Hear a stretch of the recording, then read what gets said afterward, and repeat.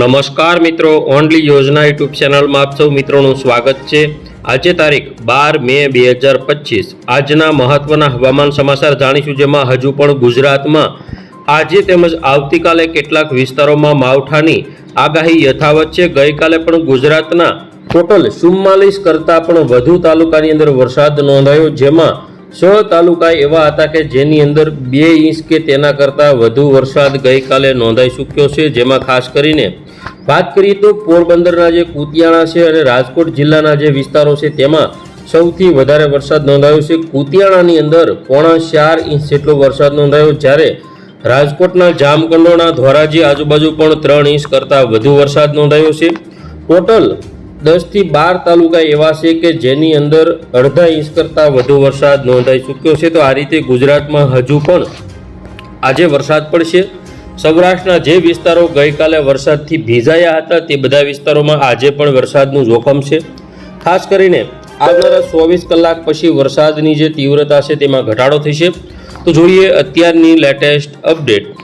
હવે આપણે સૌથી પહેલાં અત્યારના સમયની વાત કરીએ, જેમાં ખાસ કરીને 10 વાગ્યા સુધીમાં પોરબંદર, જૂનાગઢ, રાજકોટ, જામનગર ને મોરબી આટલા જે વિસ્તારો છે તેમાં વરસાદની શરૂઆત થશે। ધીમે ધીમે વાદળો ઘેરાતા જોવા મળશે। બપોરના 12 થી 1ના સમયગાળામાં ગઈકાલની જેમ આજે પણ પોરબંદર આજુબાજુ તેમજ ભાટિયા, ખંભાળિયા, ભાણવડ સાઈડના જે વિસ્તારો છે, કુતિયાણા સાઈડના જે વિસ્તારો છે, પોરબંદર, રાણાવાવ તેમજ કુતિયાણા આ જે બધા વિસ્તારો છે તેની અંદર ઉપલેટા સાઈડના જે વિસ્તારો છે, તેમજ જામ જોધપુર આજુબાજુના વિસ્તારો છે, ભાણવડ છે, કાલાવડ આ જે બધા વિસ્તારો છે તેમાં વરસાદની શક્યતા છે। જેમાં જેતપુરથી લઈ વિસાવદર, જૂનાગઢ, માંગરોળ, કેશોદ આજુબાજુના વિસ્તારો હોય, તેમજ કોડીનાર સાઈડના જે વિસ્તારો છે, ઉના, તુલસીશામ, રાજુલા અને મહુવા પંથકના વિસ્તારો છે તેમાં પણ ક્યાંક સામાન્ય ઝાપટા બગદાણા સાઈડના વિસ્તારોમાં પડી શકે। બાકી મોરબી, સુરેન્દ્રનગર, વાંકાનેર, સાવડી આમાં ટપ ટપ છાંટા જેવો સામાન્ય છાંટાછૂટી થઈ શકે। ઉત્તર ગુજરાતની વાત કરીએ તો રાધનપુર, પાલનપુર, ખેડબ્રહ્મા, વિરમગામ, અમદાવાદ આ વિસ્તારોમાં પણ સામાન્ય છાંટાછૂટી થવાની શક્યતા છે। બપોરના સમયે દક્ષિણ ગુજરાતમાં પણ ભરૂચ, સુરત, તાપી, વલસાડ અને ડાંગ જિલ્લાના જે વિસ્તારો છે તેમાં ભારે ઝાપટું પડી શકે। વાત કરીએ 4 વાગ્યાના સમયગાળા દરમિયાનની, જેમાં આજે ભાટિયા, ખંભાળિયા, જામનગર, ધ્રોલ, સાવડી, વાંકાનેર, મોરબી, રાજકોટ, શાપર, વેરાવળ તેમજ કાલાવડ, લાલપુર આટલા વિસ્તારોમાં ભારે વરસાદ જોવા મળશે। ભાણવડ, પોરબંદર, કુતિયાણા, ઉપલેટા, જેતપુર, જૂનાગઢ, માંગરોળ, બગસરા, વિસાવદર, ગોંડલ સાઈડના વિસ્તારો, શાપર, વેરાવળ, જસદણ તેમજ બાબરા, બગસરા અને સુરેન્દ્રનગર, વાંકાનેર સાઈડના જે વિસ્તારો છે, મોરબીથી સુરેન્દ્રનગર સુધીના વિસ્તારો, ધ્રાંગધ્રા હોય, હળવદ હોય, લીંબડી હોય, ધંધુકા, બરવાળા તેમજ અમરેલી પંથક, ઉના, ગીર સોમનાથ, મહુવા, તળાજા, પાલીતાણા, ગારિયાધાર અને ખાસ જેસર પંથક, પાલીતાણા પંથકમાં ડેઇલી વરસાદ જોવા મળે છે।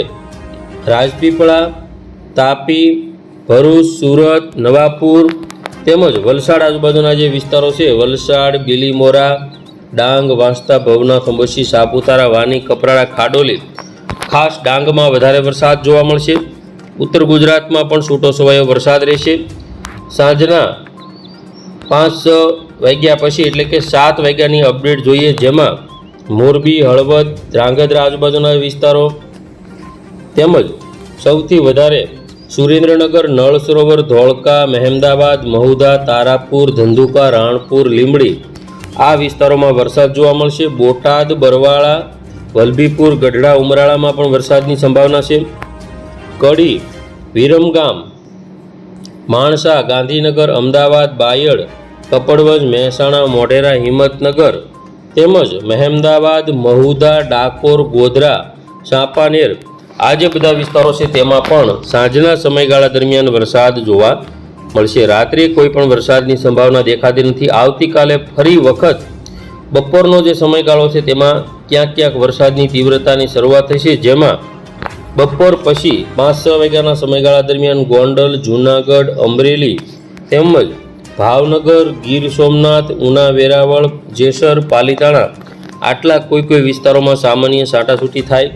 તેમજ વંકલ, ડેડિયાપાડા, ઉમરપાડા, તાપી, નવાપુર તેમજ વાંસદા, ડાંગ, ભવનાથ, અંબોશી, કપરાડા, વાની, સતાણા, ખાડોલી આ બધા વિસ્તારોમાં પણ વરસાદ આપણને જોવા મળશે.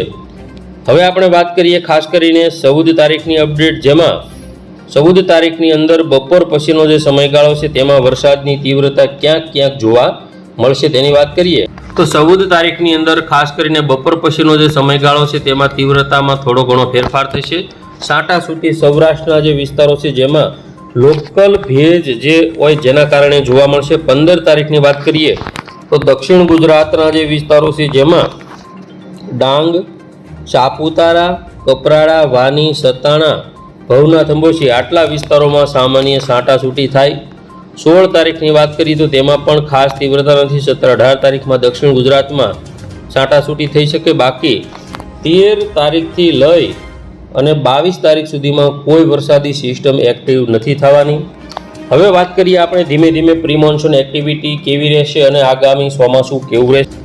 હવે મિત્રો આપણે વાત કરવાની છે કે આપણું જે ગુજરાત છે, ખાસ કરીને ગુજરાતની અંદર જે પ્રી મોન્સૂન એક્ટિવિટીના જે વિસ્તારો છે તેમાં હવે વધારો થતો હોય છે, જે ખાસ કરીને 20 તારીખ પછી આપણને જોવા મળશે. તો આપણું ગુજરાત અહીં છે અને ખાસ કરીને ચોમાસાની જે ગતિવિધિ છે જે અહીંથી ધીમે ધીમે બંગાળની ખાડીમાંથી કરી અને ગુજરાત તરફ આવનારું ચોમાસું મુંબઈ, મહારાષ્ટ્ર પછી ગુજરાતની અંદર આવતું હોય છે. જેમાં ખાસ કરીને વાત કરીએ આપણે તો જે આગામી જે આવનારું ચોમાસું છે કેરળની અંદર જે 27 તારીખે ચોમાસાની જે શરૂઆત છે કેરળની અંદર થવાની છે. કેરળમાં ચોમાસું 27 તારીખે આવે તો 27 તારીખથી 15 દિવસની ગણતરી કરીએ તો આગળ પાછળ 3-4 દિવસ ગણતા 15 થી 18 જૂન વચ્ચે ચોમાસું ગુજરાતની અંદર પ્રવેશી શકે છે, જેમાં 4 થી 5 દિવસ વધ ઘટ થઈ શકે. એટલે કે આપણી ગણતરી છે પ્રી મોન્સૂન એક્ટિવિટીમાં 1-2 એવા સેન્ટરો હોય સૌરાષ્ટ્રના. જો સાયક્લોન એટલે કે વાવાઝોડું સક્રિય થાય તો પણ ગુજરાતની અંદર વરસાદની તીવ્રતામાં ફેરફારો થશે અને પ્રી મોન્સૂન એક્ટિવિટીમાં 31 મે થી 5 જૂન વચ્ચે ગુજરાતમાં વરસાદ થઈ શકે. પ્રી મોન્સૂન એક્ટિવિટીનો વરસાદ જેમાં સૌરાષ્ટ્ર અને દક્ષિણ ગુજરાતના વિસ્તારોમાં ભારે વરસાદના વિસ્તારો જોવા મળી શકે. કારણ કે છેલ્લા 2 વર્ષથી સૌરાષ્ટ્રના જે વરસાદના વિસ્તારો છે તેમાં મોટો વધારો થયો છે. તો આગામી સમયમાં જો સાયક્લોન બને તો અરબ સાગરમાંથી આગળ વધી અને ગુજરાતની નજીક પહોંચે તો સૌરાષ્ટ્રમાં વાવણીલાયક વરસાદના વિસ્તારો વધે અથવા તો વરસાદ ખેંચાય. પરંતુ ખાસ કરીને 25 જૂનથી જે ચોમાસાની જે ખરેખરી શરૂઆત થશે, કારણ કે આદ્રા નક્ષત્ર 21 જૂને બેસે છે, ત્યાર પછી ગુજરાતમાં વરસાદના વિસ્તારો વચ્ચે સારામાં સારો વરસાદ થશે. જૂન મહિનાની અંદર 18 જૂનથી લઈ 30 જૂન સુધીમાં સારા વરસાદ છે, તેમજ જુલાઈમાં પણ મધ્યમ અને સારા વરસાદ છે. ઓગસ્ટમાં માપસર અને સપ્ટેમ્બર મહિનાની અંદર